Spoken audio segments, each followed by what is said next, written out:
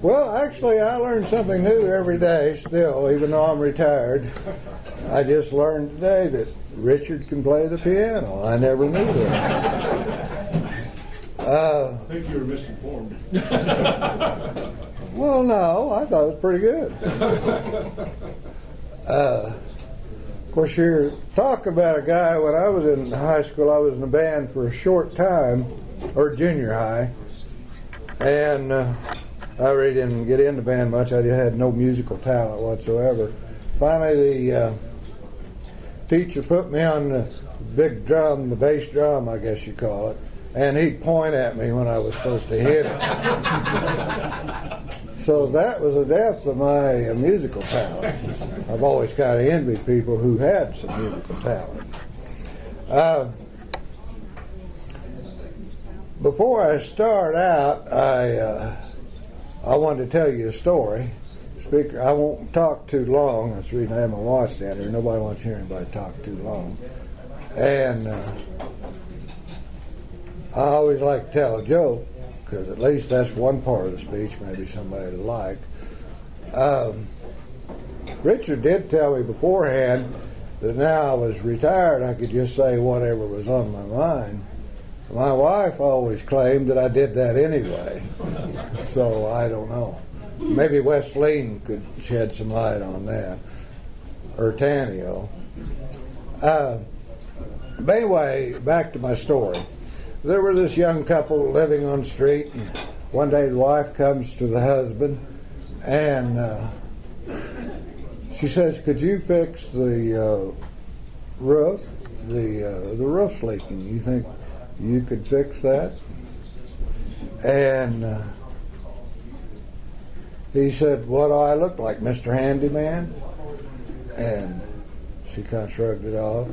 She came to him next day and said, "Say, my car won't start. I need a new battery. Could you put a new battery in it?" He said, "What do I look like, Mr. Goodwrench?" and walked away. Next day she came to him and said, "Could you fix, I have a leaky faucet. Could you fix it for me?" And he said, "What do I look like, Joe the plumber?" And he walked away. So finally, a day or two later, her next door neighbor comes over to greet them. They're new in the neighborhood. Husband's at work, and the guy fixes the roof, fixes the leak in the faucet, and puts a new battery in the car. And husband gets home, and he sees that everything's all fixed. He said, "Gee, that's great. What'd you have to pay him?" She said, "Well, he told me I either had to bake him a cake or sleep with him." And the husband said, "Well, what kind of cake did you bake?" And she said, "What do I look like, Betty Crocker?" So that's my joke for the day. I appreciate you bearing with me. When I started out in 1974, and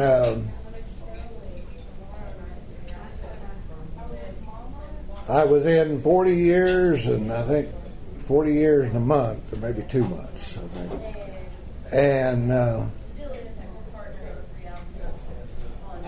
believe me, I did see a lot of changes in those 40 years, and I learned a lot in those 40 years. I've still got a lot to learn, but I learned a lot in those 40 years.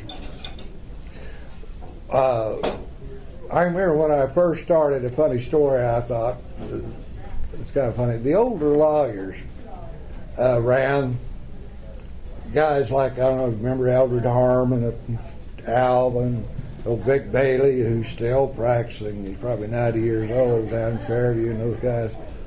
I probably learned more from them than I did from anybody. They taught me a lot of things. One time I remember I had a case with old Vic Bailey, and he was always old, even when he was 45, it seemed like, and kind of crotchety. And he came in my office and had a case with him, and I was blowing on about what a great case I had, and how he ought to plead this guy guilty, that I had a slam dunk case and everything. You can understand, I'm fresh out of law school, didn't really know much. And old Vic sits there and he listens to me go on about how great my case is, and never said a word till I was finished. And then he looked at me and kind of scowled, and he said, "You know, when I was your age, I didn't know anything either." And I still don't know if I know much more today, but I'll try. A few years ago, the commissioners in in Major County, one of them put out a little newsletter, and they wanted each office to write a little article to put in the paper. So they came to me and wanted me to put one in the paper, and I really couldn't say a whole lot about what we were doing because a lot of our stuff is confidential. Some of it is sensitive and could be embarrassing to certain people. So I thought I didn't know what I could write. But anyway, I wrote this article, and I'm going to read it to you because it's kind of a summary of what kind of changes I saw in 40 years. And I'll just read it to you now. News from the DA's office. When I started to write this article, I thought I'd say not much has really changed the DA's office. The same two employees are still here that were here back when dirt was invented. We still prosecute the bad guys and try to help the good guys. Vic Bailey still darkens our door every day. However, as I think further, there have been numerous changes since I started here 27 years ago. When I came here, there was not a single computer in the courthouse, and a mouse was a fuzzy little creature that ate cheese. I had never heard of a cell phone, rap music, or the internet, and a website was a place where a spider made a contraption to catch flies. Sideburns were longer and skirts were shorter. My ties were wider and my waist narrower. Elvis was alive, and some people still drove Ramblers. You could buy a new pickup for about $4,000. A Coke cost a dime and usually came in a bottle. Also of note, Coke was something people drank, not sniffed. On the more serious side, we weren't finding meth labs in our county then. We hadn't had any of our federal buildings blown up by our own citizens, nor did we worry about madmen flying planes into buildings and killing thousands. One thing has stayed the same. Northwest Oklahoma is still one of the best places to live in the greatest nation on earth. So that kind of summed it up. And it's still true today, even though I wrote this about 13 years ago, I think. When I came here, I don't think when I started I'd never seen a computer or a cell phone or hardly a calculator. I mean, the little handheld calculators. They were new. They'd never had a microwave oven. But anyway, what I thought about is how these technological advances through the years did a lot to change things we did in the courthouse, or in the DA's office more specifically. When I started out, due to the fact that we had no computers, no internet, no web, or anything of that nature, we had no such thing as identity theft. Closest thing we had to identity theft then was somebody would break into a car and steal somebody's personalized checks and forge their name on it. But we didn't have identity theft to near the extent we do today. We didn't have all the internet porn that we have today. Especially, of course, the internet porn is not really our concern as far as district attorneys, but the internet child porn is. And we have massive amounts of that now on the internet. It didn't exist back then. We never had internet fraud. we never had a lot of the problems that we've had that technology has brought on. Now, technology has brought on many good things too. When I started, we had a room as big as this filled with books, was where I had to go research law. Now, or then before I retired, I had a little computer sitting on my desk that had, and this I really loved, had the equivalent of that whole library and more all right there on my desk on a computer. I did a lot more research after that because it was so handy and it was quick and it was always there. And that, of course, was a real advantage. With all technology, I see that there are advantages that come along and disadvantages, and that's no different. But that was a big advantage. Another thing that in science that developed while I was still in office that made a huge change in law enforcement and crime detection was DNA evidence. When I started, there was no such thing as DNA evidence. We knew what DNA was. I remember studying it in college in biology. But it wasn't used to identify criminals like it is today. Today, it's amazing how many crimes are solved by DNA. And on the same stroke, I'd say that sometimes innocent people are free because of DNA. So I think that's been a real blessing to law enforcement. AFIS, which is short for Automated Fingerprint Identification System, which works through the computer network, has been a great boon to prosecution of cases and through crime detection.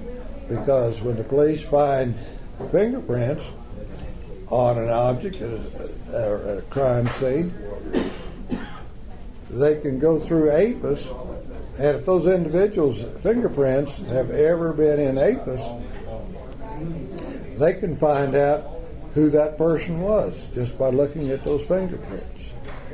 That was unheard of when I started out. To do that then would have taken years. It wouldn't have been possible. Of course, the new technology has also brought on a lot of new legal issues we never had before. Used to be when you got a search warrant, you were just searching a house for a stolen TV or a gun that was used in a crime or something of that nature. Today we're getting, when we get into computers and into cell phones and all this, well, you have to get a search warrant a lot of times to search the contents of that computer or the contents of that cell phone.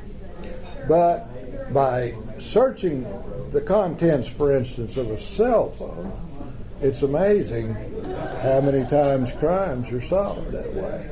It's not quite like CSI on TV yet, but we're getting there. And I think that's probably been the greatest change that's occurred since I've been in office. The people we deal with, really, the people that we prosecute through the last 40 years, I can't tell that they have changed much. They still seem about the same. They just have new methods now of committing crimes that they didn't used to have. But the police also have new methods of apprehending them. So that's a good thing. In fact, I prosecuted so long that I remember I reached a point where I was prosecuting the children of people who I had prosecuted when they were young. And I thought, boy, I'm getting old. Well, before I retired, I was prosecuting the grandchildren of people who I had prosecuted when I was younger. And I guess I found that old saying, the apple doesn't fall far from the tree, has a lot of truth to it.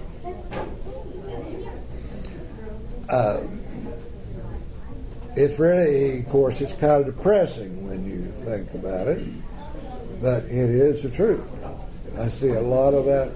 I've seen a lot of that go on in 40 years.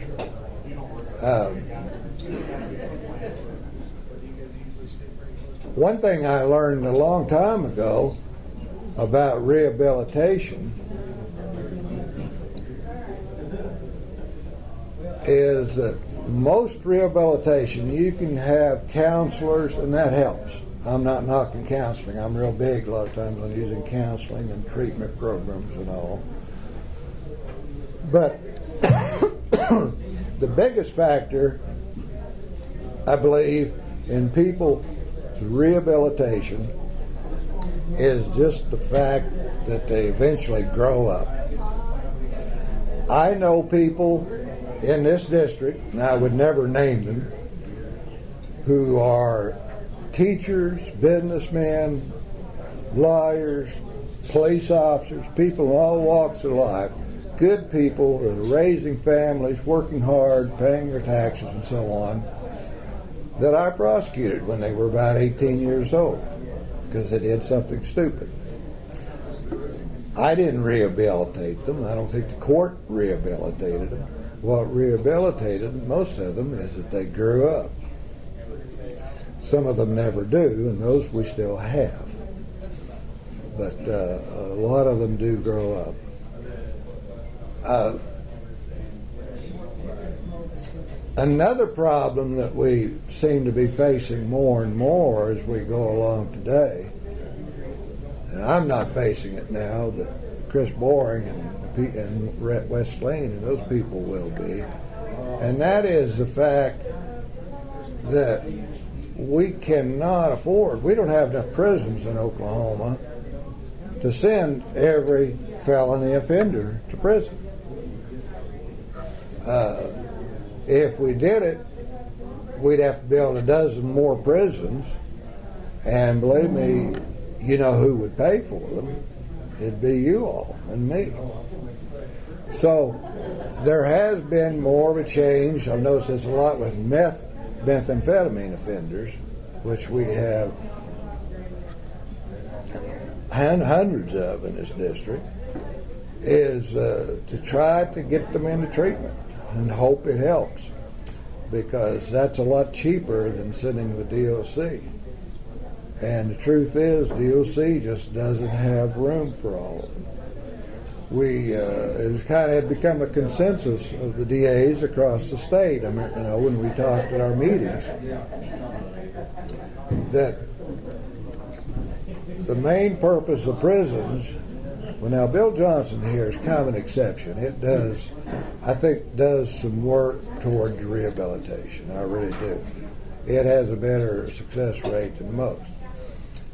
But the main reason I feel like that we use prisons, especially medium and maximum security prisons, is not because these guys are going to be rehabilitated, but because we need to protect society from them. I'm talking about your rapists, your murderers, people of that sort.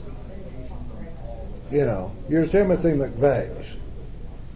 He didn't need to be locked up to be rehabilitated. He probably never was going to be rehabilitated. He needed to be locked up to protect society from him. And that had kind of become the philosophy of most of the DAs in the state.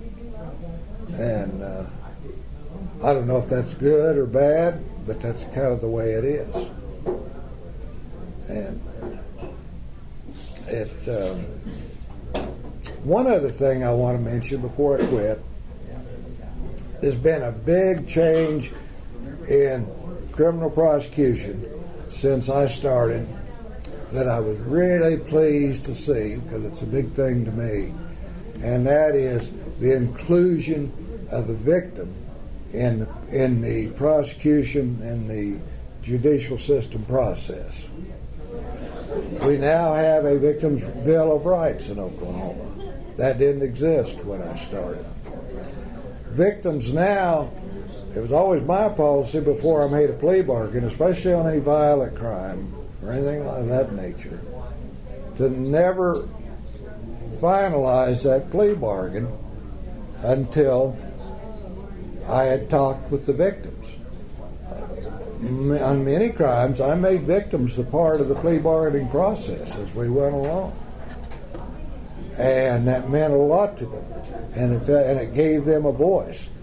And I think that's been probably the greatest improvement in the system, in my estimation, for whatever that's worth, that I've seen since I started, is the inclusion of the victims. And I'd like to see even more of that. And really, I learned it. One thing I did learn through the years is you always want to listen to the public. If any young person that's elected to office would ask me what advice I would give them, I'd say, listen to people. You may not be able to help them, but listen to them. And when I first started out, I had some people, their home had been burglarized. Someone had broken in and stolen their stuff, and people feel violated when someone breaks into their home. I made a plea bargain in the deal. The guy went to jail, but the victim came and talked to me, and he was rather upset because he said, you know, I never knew anything about that until I read it in the paper. I should have known beforehand. And after the conversation, and he left, I got thinking, you know, he was right. So I started doing this, and this was before the Victim's Bill of Rights. And I didn't learn that from a lawyer or any professor or anybody else. I learned it by listening to one of the citizens in my county. That's about all I have, unless you have any questions. What are you doing now? Well, I'm teaching one night class at Northwestern to some poor students that have to put up with me. And I'm representing some deprived children in juvenile court. They're probably the most innocent of all people that ever walk into our court system, those little children. And they can't hire their own lawyer. And I find it to really be fulfilling. And I got grateful clients. And sometimes I get paid with a hug. Anything else? Okay. Thank you very much.